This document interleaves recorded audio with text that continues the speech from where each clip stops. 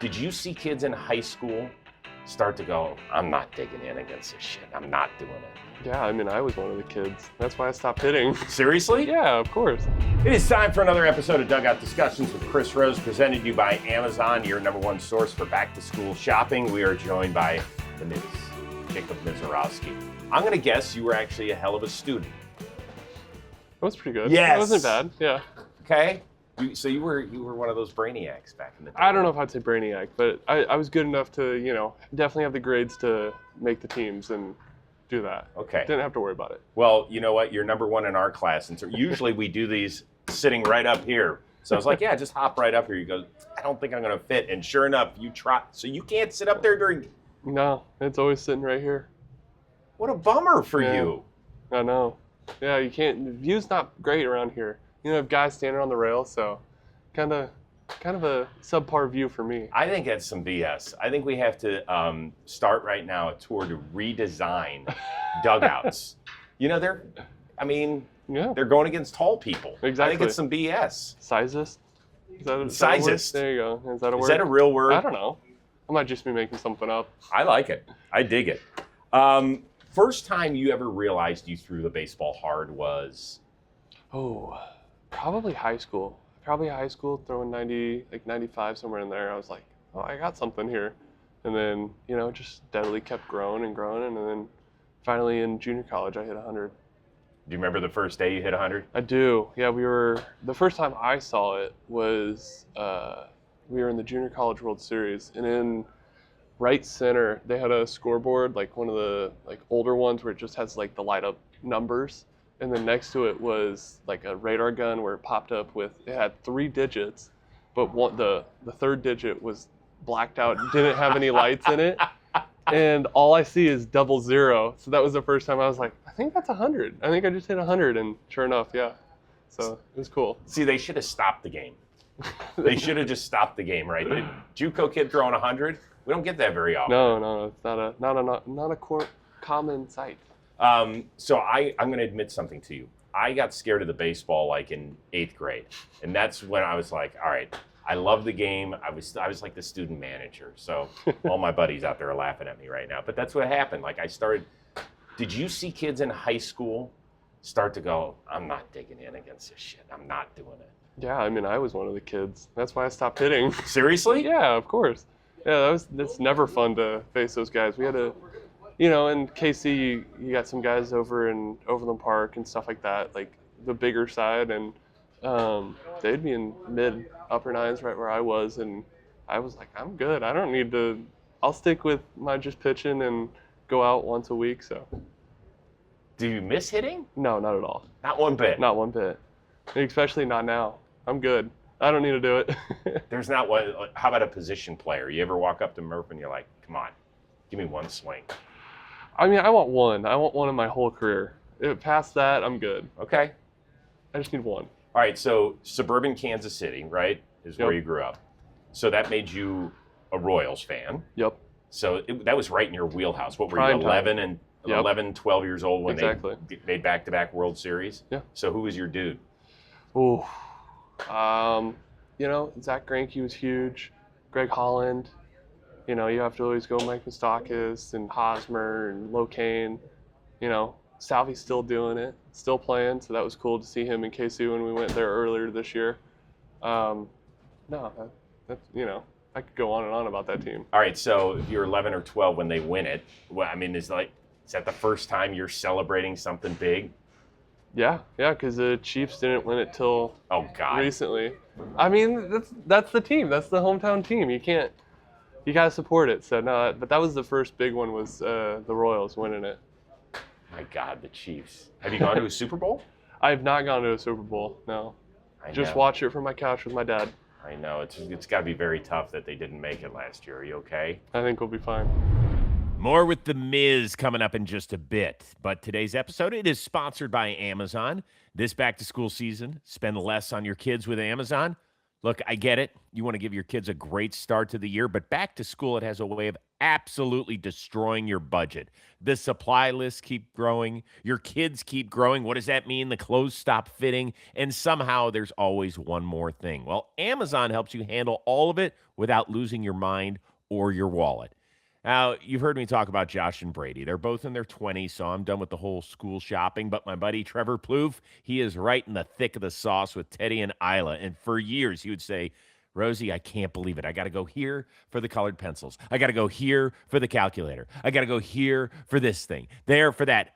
It would drive him nuts, and his stories would drive me nuts.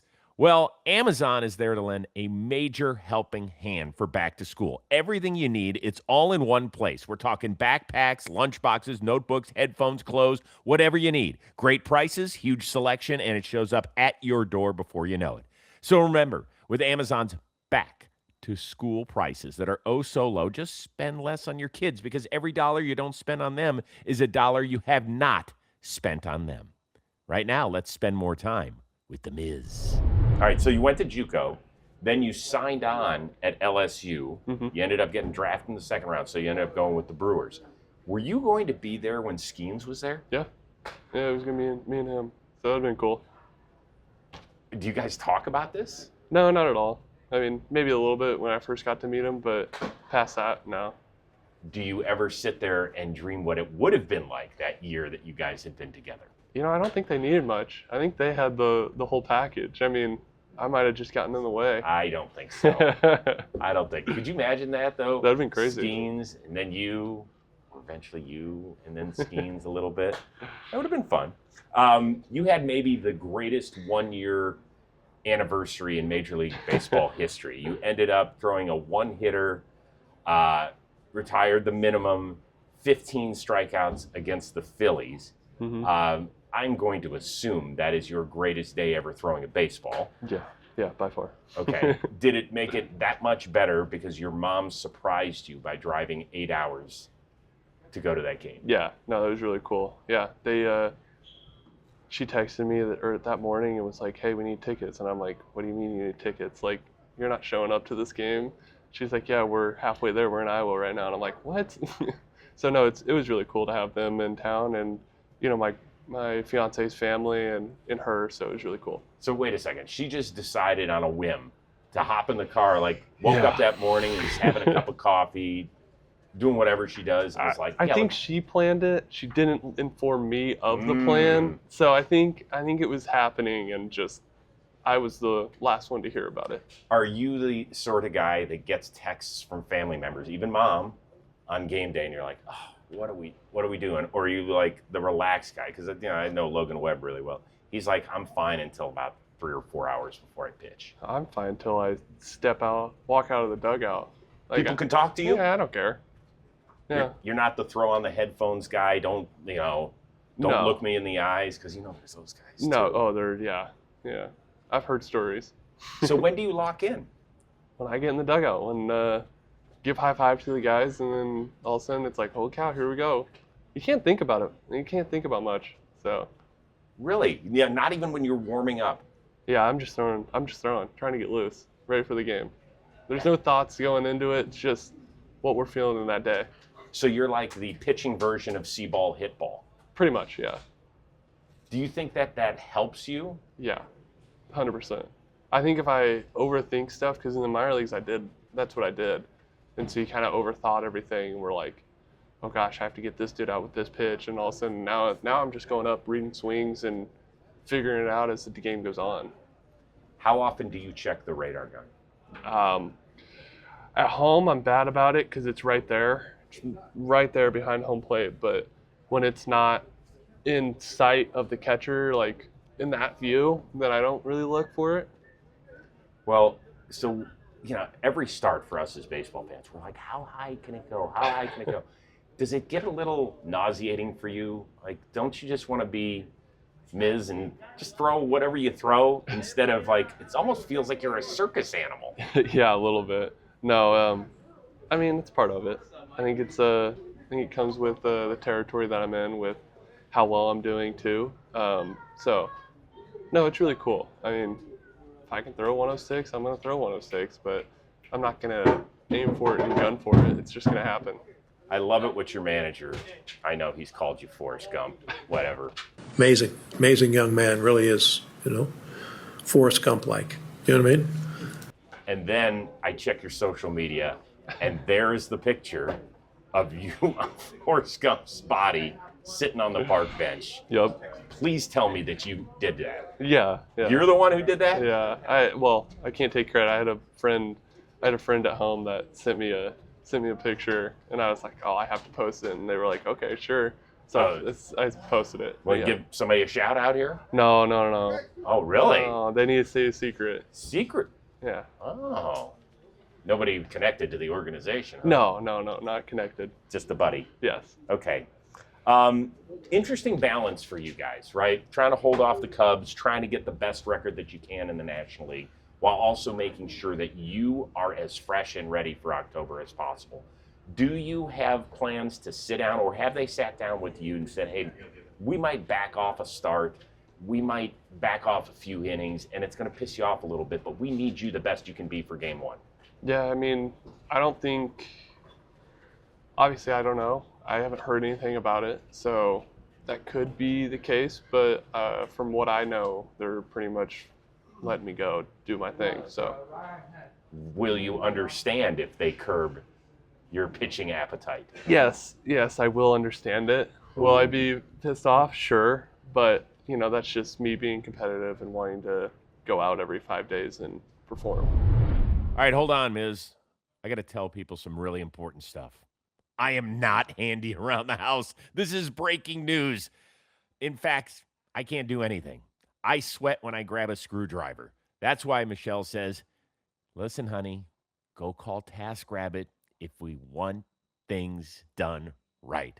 So when your to-do list just keeps growing and growing, TaskRabbit is ready to help. Just pick a trusted tasker. They're going to show up, they're going to get it done, and taskers are often available to help the very same day. You search by cost, availability, skill set, past client reviews. You know exactly who's coming through that door before they arrive.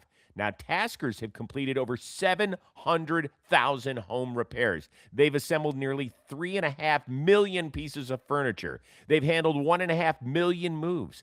The track record speaks for itself, people. When life happens, your to-do list grows. Get ahead of it now and get $15 off your first task at TaskRabbit.com or on the TaskRabbit app using the promo code Dugout.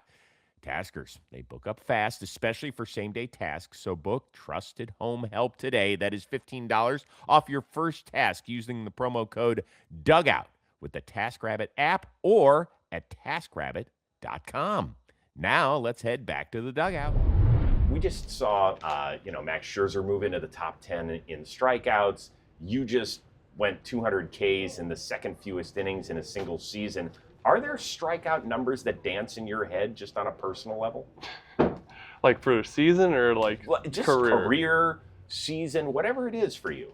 I mean, it'd be cool. It'd be cool to get into that realm of Max, like Scherzer and all them, and get up that high. But if I don't think you can ever like aim for that. You kind of just something. You're allowed that to dream. I mean, sure, but I think that's a dream, but not a goal. Okay. I got 5 quick hitters for you, and I'll let you go.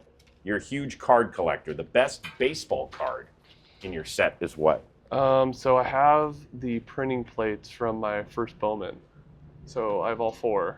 Really? So it's kind of cool. That's big, isn't it? Yeah, it's kind of cool. I would say so. The one teammate you would love to strike out with your best heater and then talk shit to him after. Oh, I don't even know.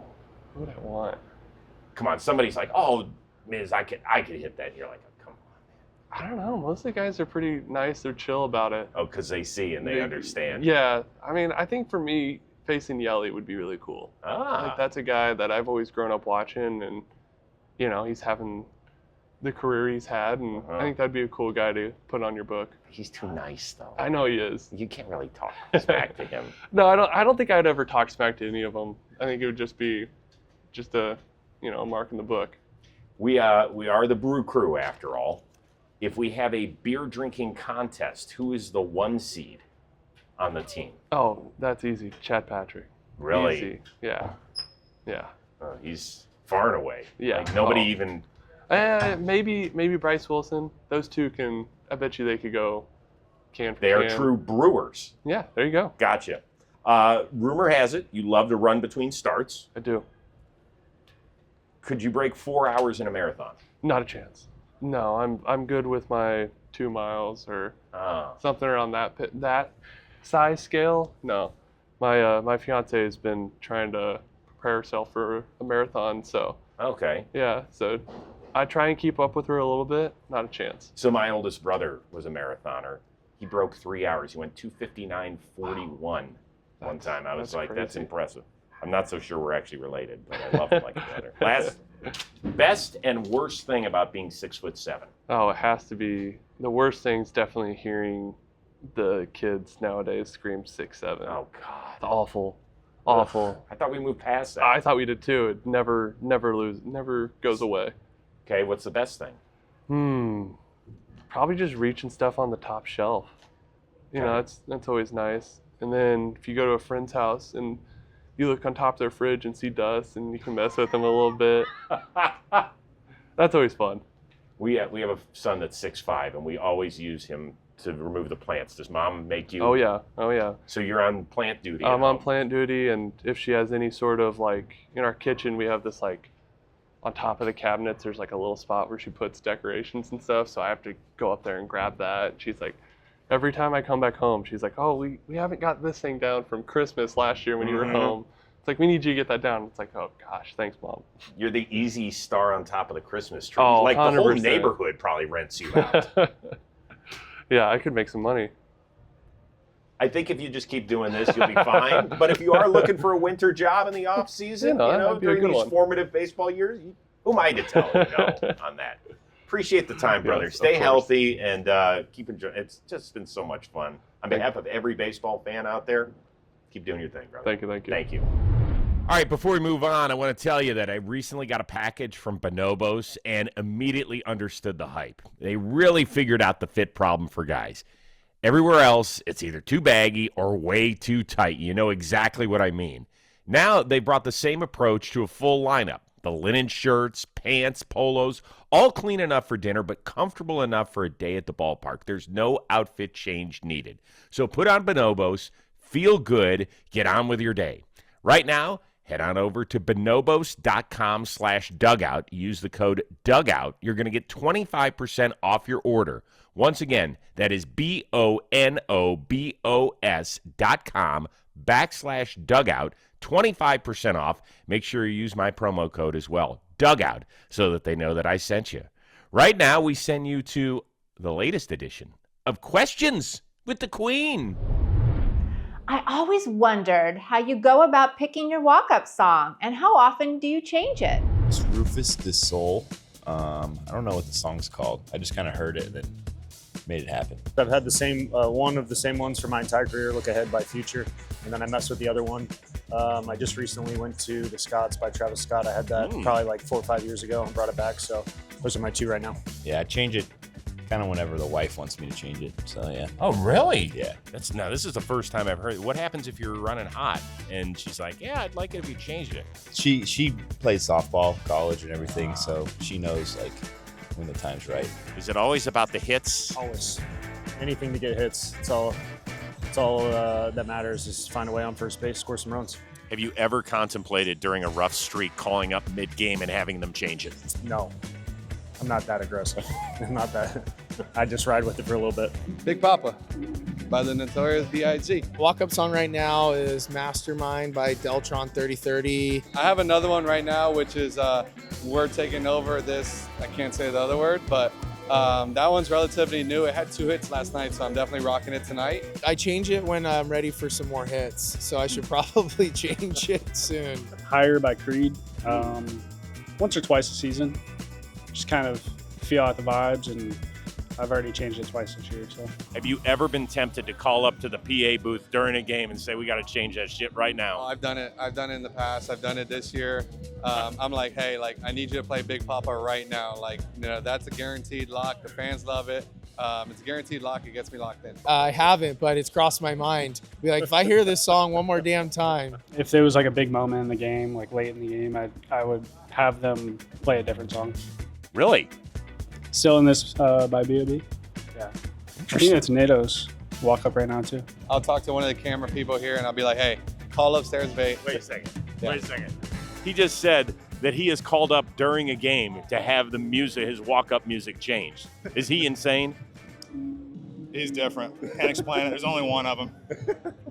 Have you ever done that? No, don't have the guts to do that. That's Neto right there for you. Hey, when you got to get locked in, you lock in however you can, and that song always gets me good. Okay, so I've had the same one up until this year. Right now, it's Freak on a Leash by Korn. All right, so I went back to some late 90s hard rock stuff. So I'm doing that one. Before, it was Kashmir by Led Zeppelin. So I was driving up to Bellevue. Me and my wife were having our first getaway after having our first kid. We had about an hour, and I'm like, hey, I need help with like walk-up songs. And so my wife over there goes, all right, I got the one. And I'm like, okay, great, let me hear it. She hides the phone from me, puts on Mambo No. 5.